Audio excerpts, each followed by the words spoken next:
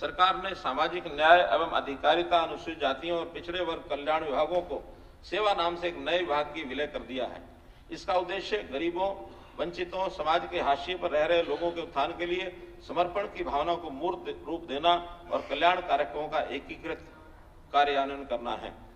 सरकार ने वृद्धावस्था सम्मान पेंशन भत्ता आरंभ करने की पात्रता के अग्रिम और सक्रिय निर्धारण के लिए अनूठी पहल की है। लाभार्थी की 60 वर्ष की आयु प्राप्त करने में परिवार पहचान पत्र डेटा के आधार पर स्वचालित रूप से पहचान की जाती है और इच्छुक लाभार्थियों द्वारा प्रदान की गई सहमति के आधार पर लाभ प्रदान किया जाता है।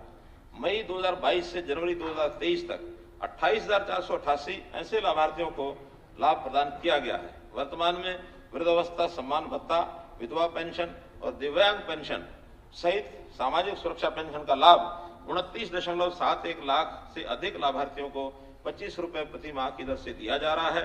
मैं 1 अप्रैल 2023 से प्रभावी सभी लाभार्थियों के लिए मासिक लाभ को बढ़ाकर 2750 रुपए प्रति माह करने का प्रस्ताव करता हूं।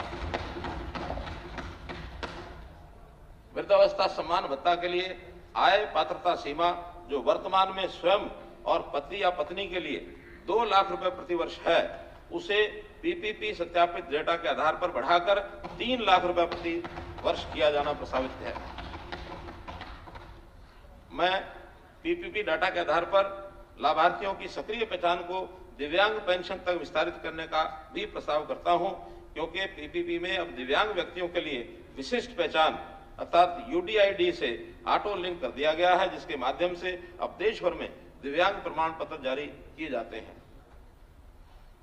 पीपीपी के आंकड़ों के आधार पर राज्य में 80 वर्ष से अधिक आयु के 3.3 लाख से अधिक व्यक्ति हैं।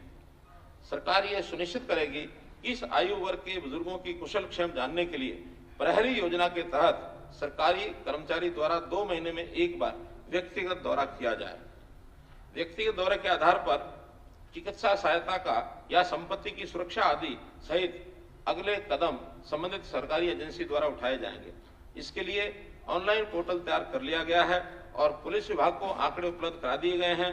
80 वर्ष या इससे अधिक आयु वर्ग के लगभग 3600 व्यक्ति परिवार पहचान पत्र डाटा के आधार पर अकेले रह रहे हैं, जिनकी आय वृद्धावस्था सम्मान भत्ते के अलावा प्रति वर्ष 25,000 रुपए से कम है।